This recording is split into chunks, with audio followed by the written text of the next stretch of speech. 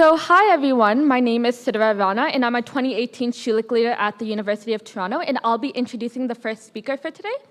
Raffi is a 2018 McGill Schulich leader studying honors math and computer science. He's on a mission to hack the brain. His most recent projects include a brain-controlled wheelchair and a $1,000 brain scanner.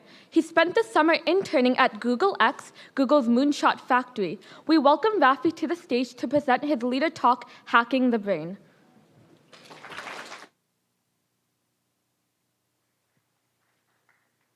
Hello? Oh, does this, whoa, okay. All right, can you, yeah, okay. You can hear me all, that's fine? Cool. All right, thanks so much for the introduction. I'm Raffi. I'm going to talk about a project that I worked on, which was a brain-controlled wheelchair. And so we built it with a team of 30 McGill undergraduate students in a month. And here you can see how it works.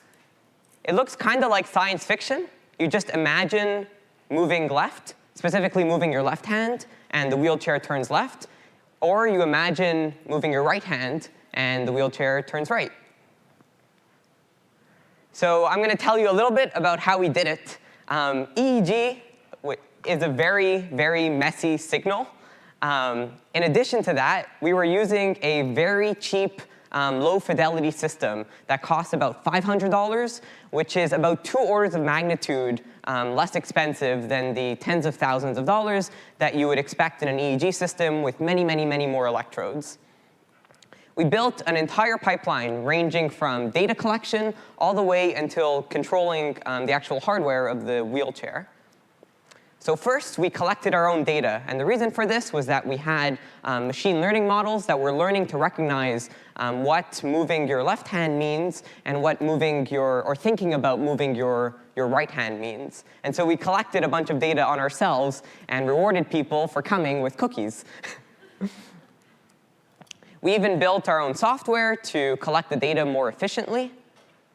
And now we have the data. And we convert it into a better representation. EEG on its own is very difficult to interpret.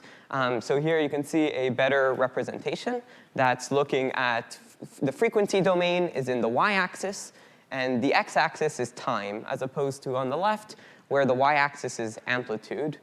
And here you can see the different EEG modalities much better. And then we pass it on to machine learning, which tries to distinguish the left state of thinking left versus the right state of thinking right. The difficulty at first was we were also trying to distinguish not thinking about left or right at all. Here you can see a contour plot that on the top is showing a feature that correlates strongly with thinking right, and on the x-axis it's about thinking left. And you can see there's a lot of overlap in the middle. So you have the red and the green, which are right and left, which is where roughly you'd expect them to be. But you have lots of overlap in the middle from not thinking about anything at all. And so it turns out to be extremely, extremely difficult to distinguish left from right and also from not thinking about any movement at all. So we devised a solution, which was to have a control state in the middle. And this control state would only distinguish between left and right. And the way to get in the control state was to clench your jaw. And clenching a jaw, it turns out, in EEG is a very, very robust signal. So you can rely on it to get put in this control state. So if I'm a wheelchair user, I would clench my jaw and then start thinking left or right. And here you're only distinguishing between left and right. We also built some semi-autonomous features to the wheelchair. Here you can see it sort of following a roll, and it can avoid small obstacles. And the reason for that is relying on EEG for high-level commands, like turning left and turning right, worked. But to rely on it for sort of microscopic movements that you would need fine-tuning to follow a wall is very difficult. So we automated that with a bunch of sensors that we put on. And then we also hacked up the wheelchair itself. We took an old wheelchair and converted it into a system that we can hack on. So that's about the project. I'll also tell you a bit about a project that I was working on this summer at Google X. So this is what I can tell you about the secret project that I worked on. Nothing. But instead, I can tell you about some of the learnings that I got from X that I think would be interesting and relevant. Learning number 1. So there is a story at X that goes something like this. You have a task, and your task is to get a monkey to stand on top of a pedestal that you would build and recite Shakespeare. So if you give this task to someone, what would you spend your time on?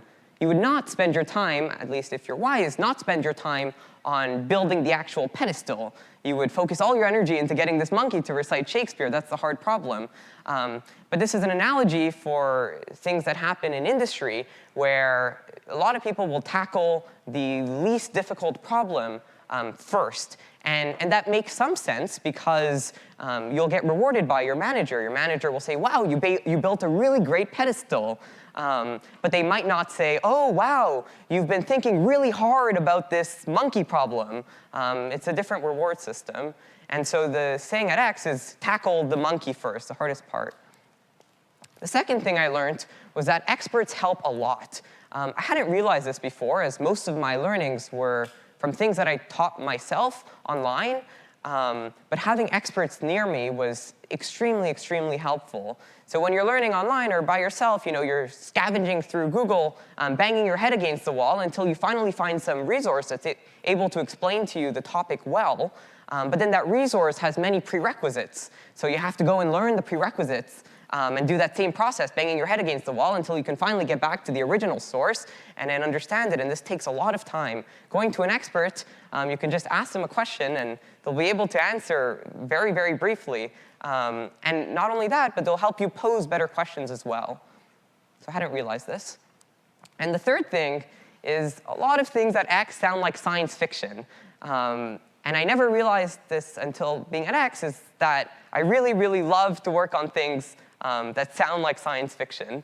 And the counterintuitive part is that many people will say that you should work on things that are, many people are afraid of working on things that sound like science fiction. But I would argue it's actually easier to work on things that sound like science fiction than regular things.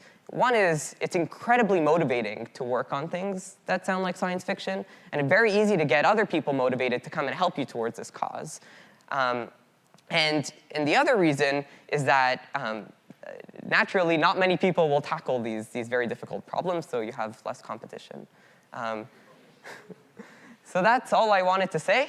Thank you so much.